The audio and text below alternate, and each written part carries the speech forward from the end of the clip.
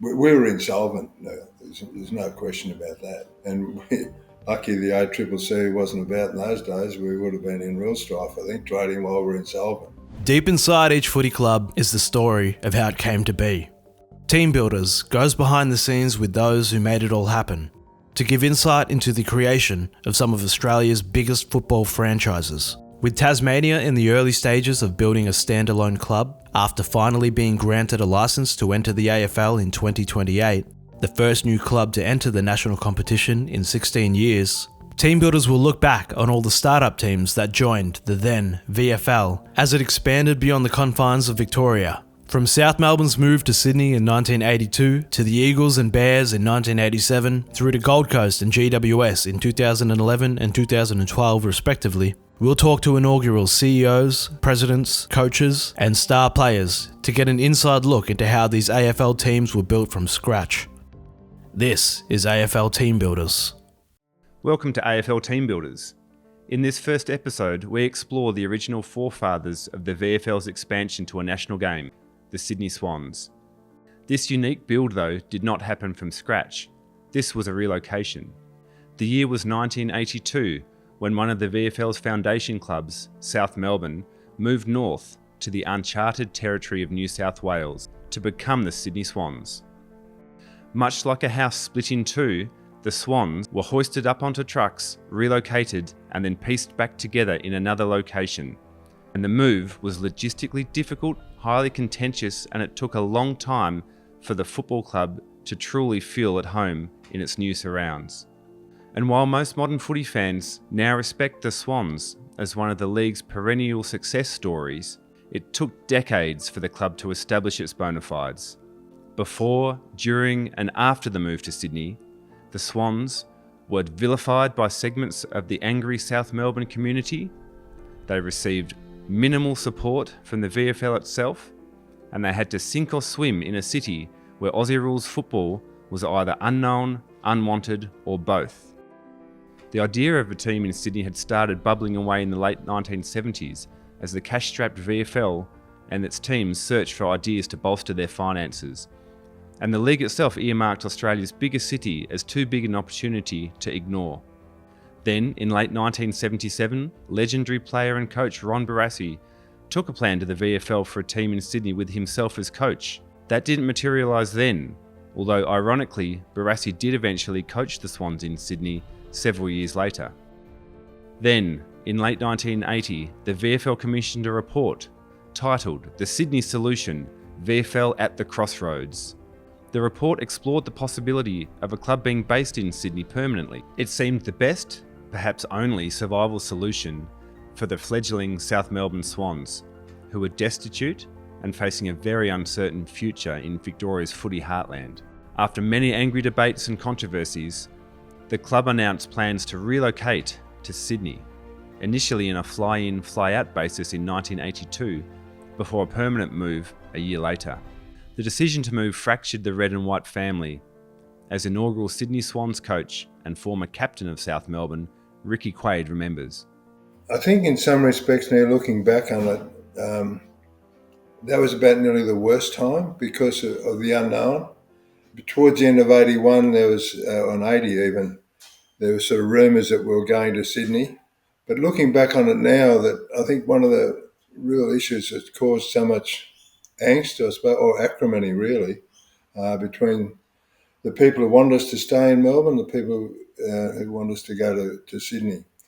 The VFL at the time, I think they were happy if it worked in Sydney and happy if it didn't work in Melbourne, because they had plans, unbeknown to us at the time, to merge with Fitzroy, or that was one of the team. Then St Kilda was mooted as well, but I don't think that was ever going to get off the ground. I think, as I say, if the VFL had been a bit more open, you wouldn't have had the two groups that were fighting each other that really tore each other apart, to be honest. It was bloody sad. People who, even myself, who had been friends with and played football with, all of a sudden you're a traitor, and that was some of the better things I was called. The situation in South Melbourne was tense and tumultuous, with league headquarters and rival teams not showing any sympathy. Some South Melbourne players were excited by the adventure of moving north, but many weren't, and it was a situation that was ripe for exploitation.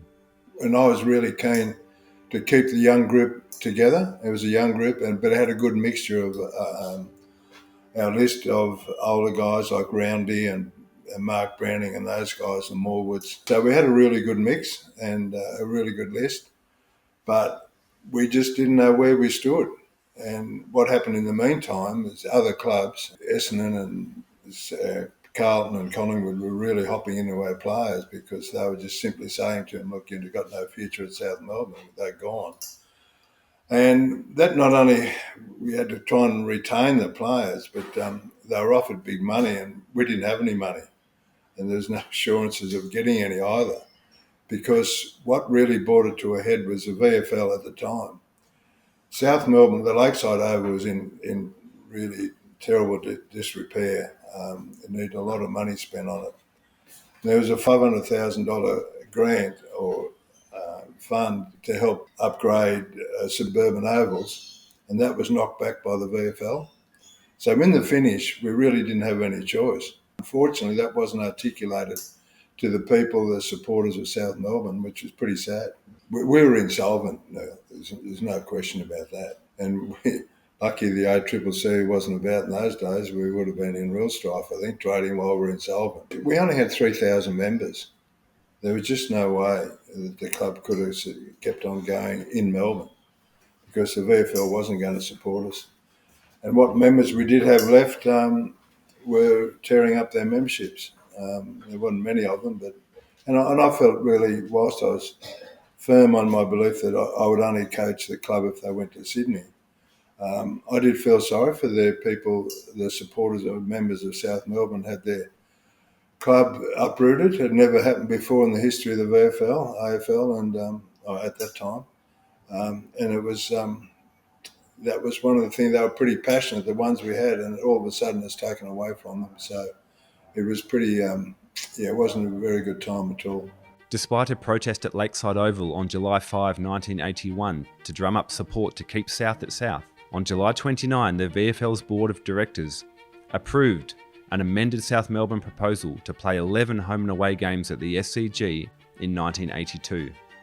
It was a colossal change to the VFL landscape. The club wanted to keep a foot in both camps initially, with the Swans and the VFL agreeing that the club's players and coaches would remain living in Melbourne but play their home games at the SCG on a fly-in, fly-out basis. The concept seems preposterous now, perhaps it was at the time too.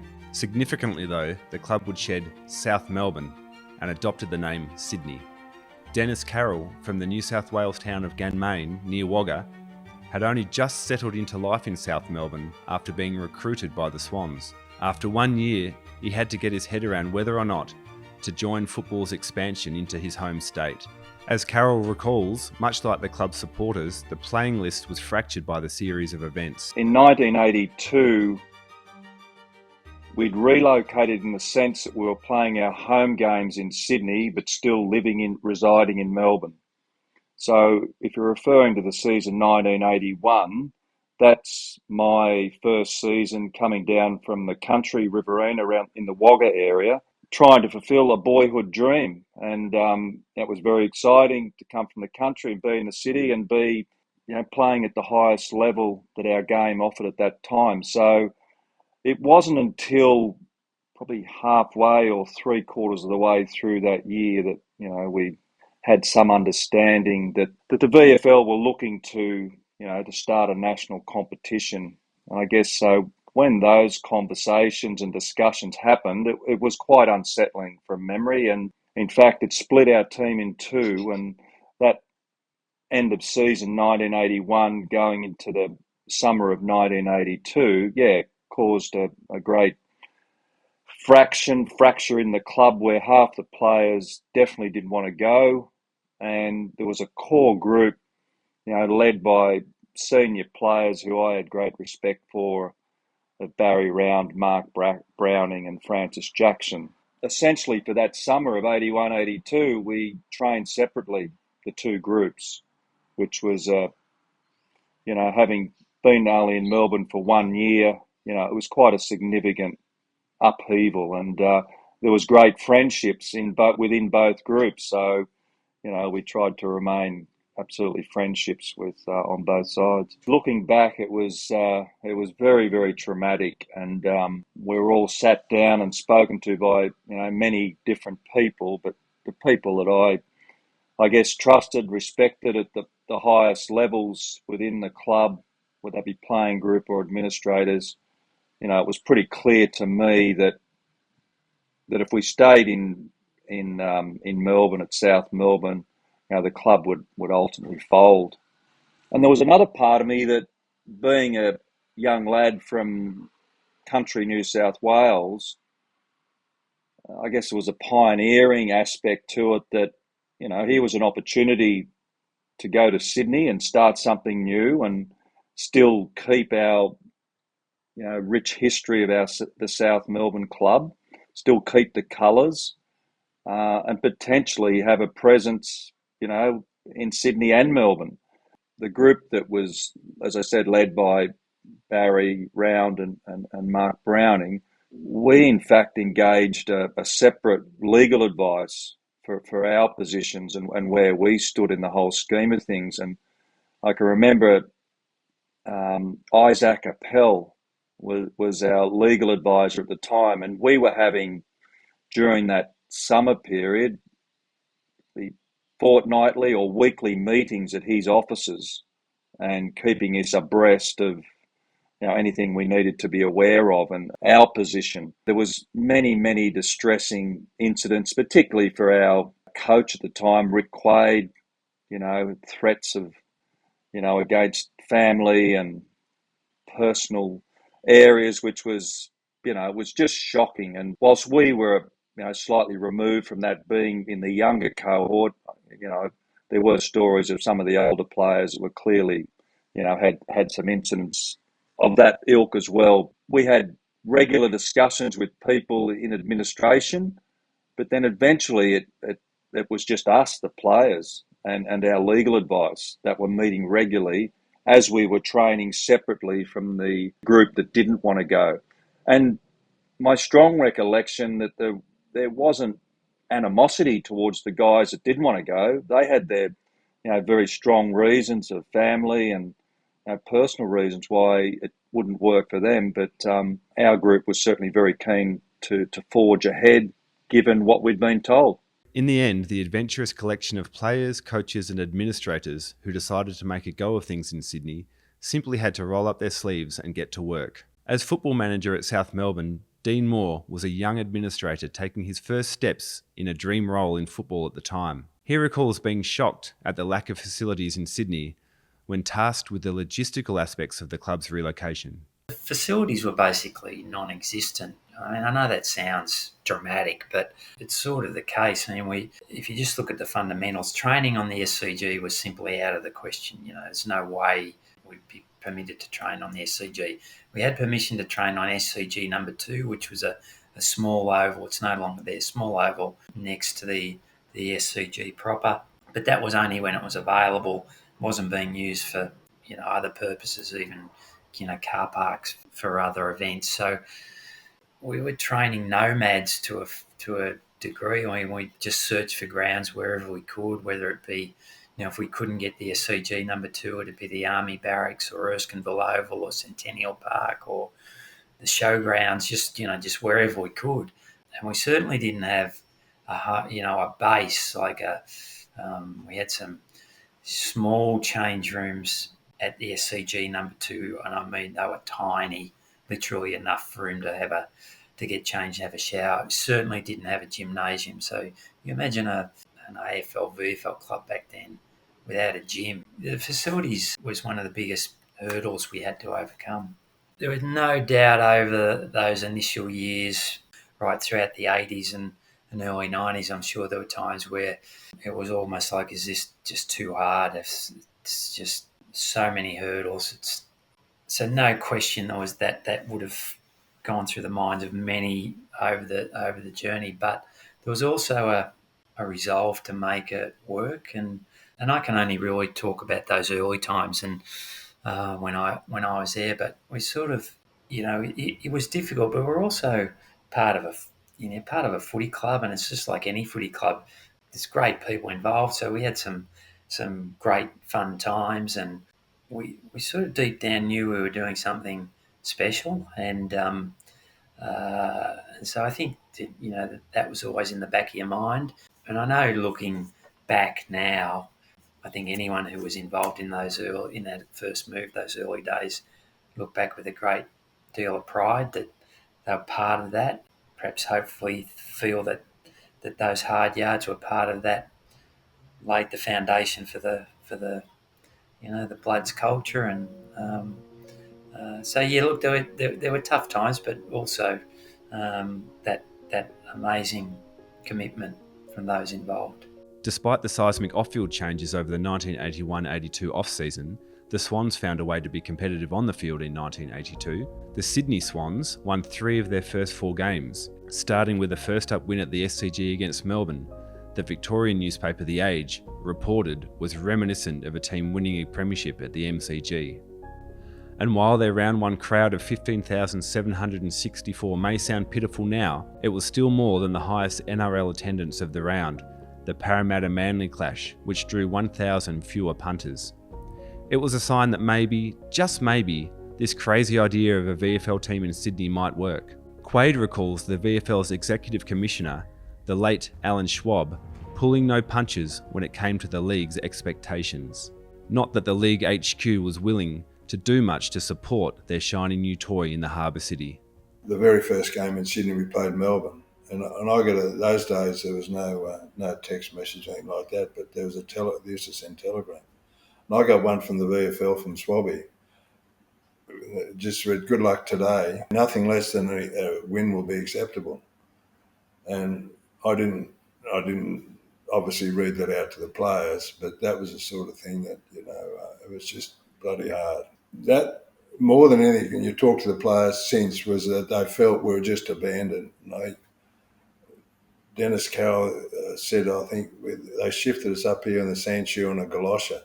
Most people didn't know what a galosha was, but and then that was the truth. And I recall in '82 there was a night series, and it was $100,000 with first prize. Anyway, we got ourselves through to the grand final. I remember Barry Lyons, who was fantastic. We wouldn't have been here only for guys like Barry. And he was general manager and looking after the finances, which he did some certainly financial gymnastics, keeping us alive. I remember before we went out the ground to play North in the grand final, he come up and I thought he's going to come and wish me well. He said, "Geez, Quade," he said, "we need this 100,000, mate. Good luck." And off he went. But we won the 100,000.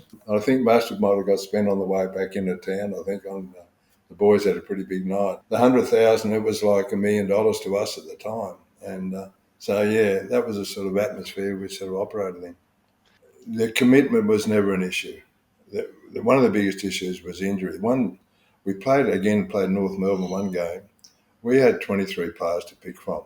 The medical setup and the conditioning and all that was just, it was like Goon. Would have had better facilities, really. I hope there's no people from Goon listening in, but and it was really unfair on the players. They didn't have proper, particularly the medical side of it.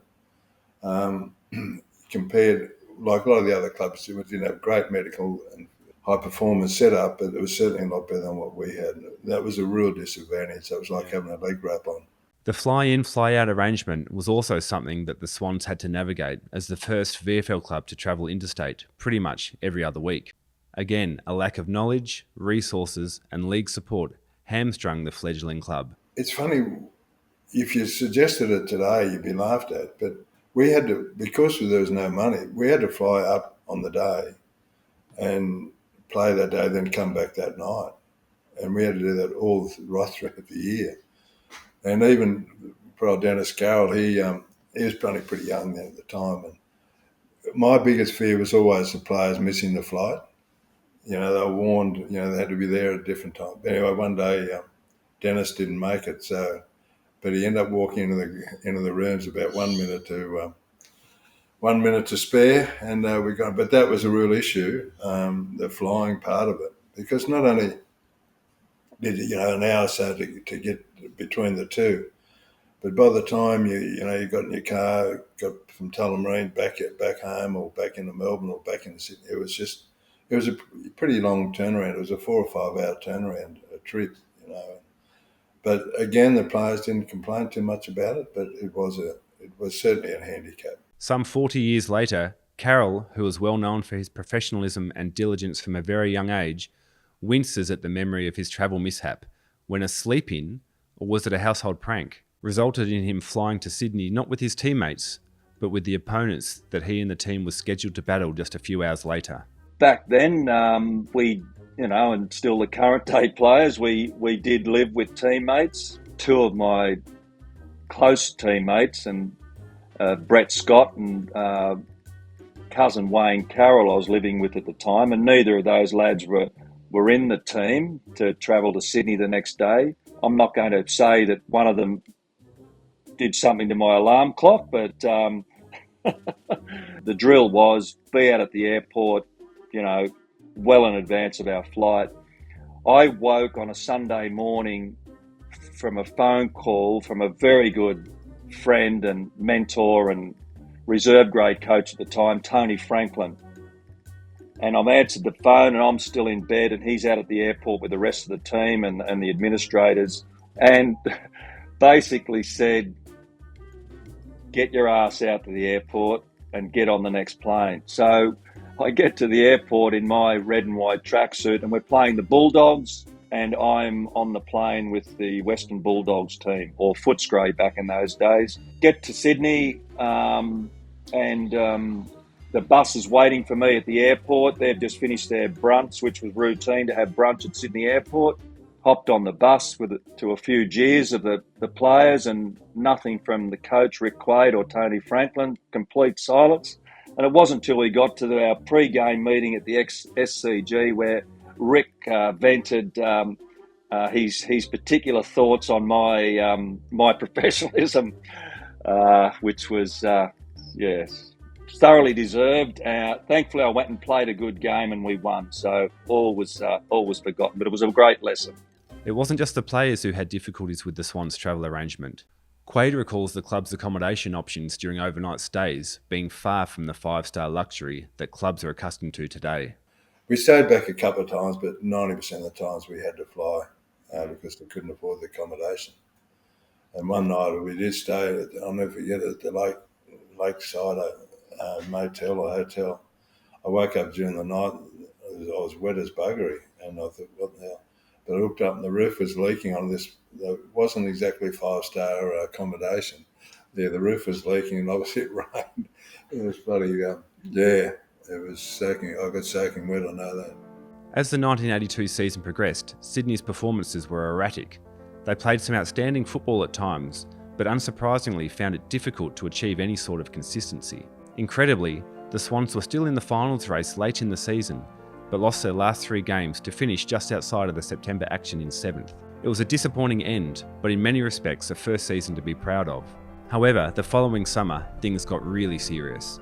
The club was permanently going to trade its 3205 Victorian location at South Melbourne for the SCG's 2021 postcode. For Moore, it meant a huge jump in responsibilities. He was being tasked with helping players, coaches and staff find not only new housing in a new state, but also in this pre-professional era employment opportunities outside of football. Moore didn't know a single person in Sydney when he moved there. He took up residence at a hotel in King's Cross and tried his best to make the move as smooth as possible for those taking the leap of faith. For players, and initially accommodation was the key, and it was challenging, and keep in mind that these guys were very across the list were basically very settled players in quality accommodation with good jobs in Melbourne.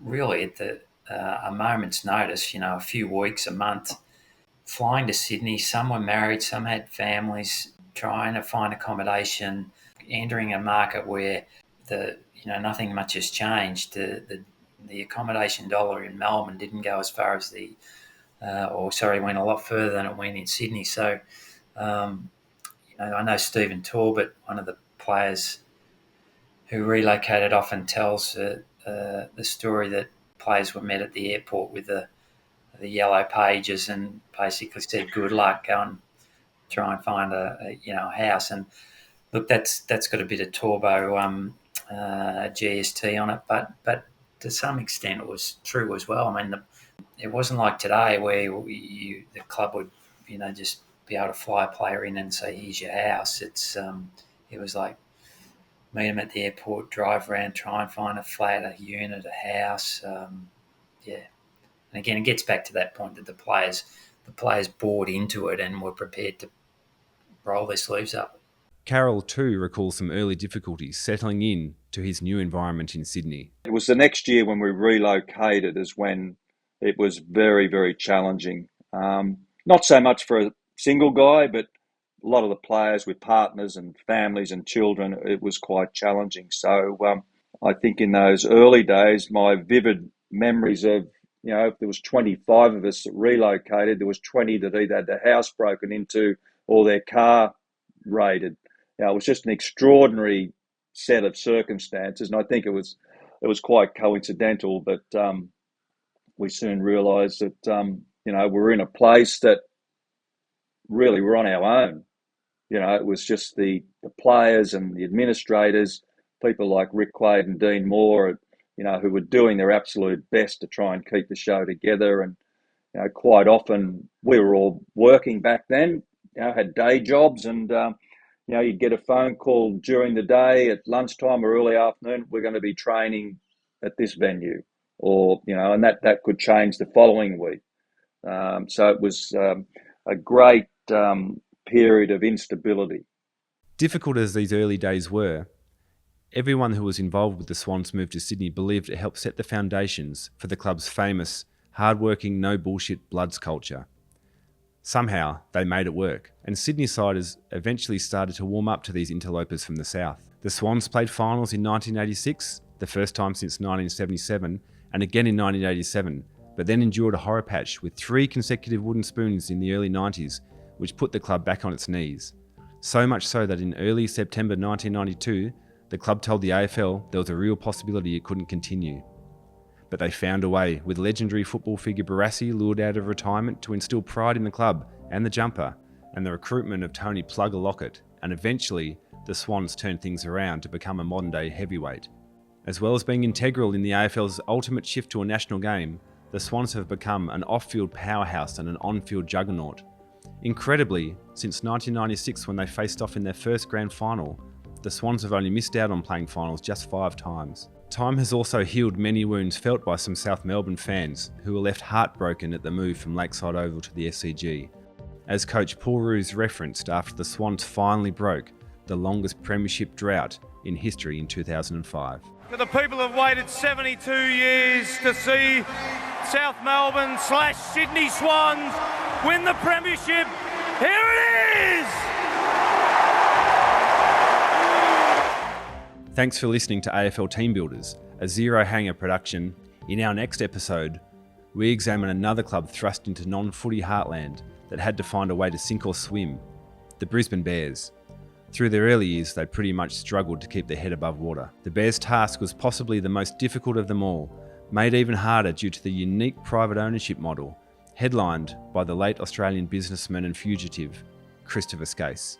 I've turned up there one day and there's Christopher Skase sitting in one of the grandstands with his helicopter parked on the wicket.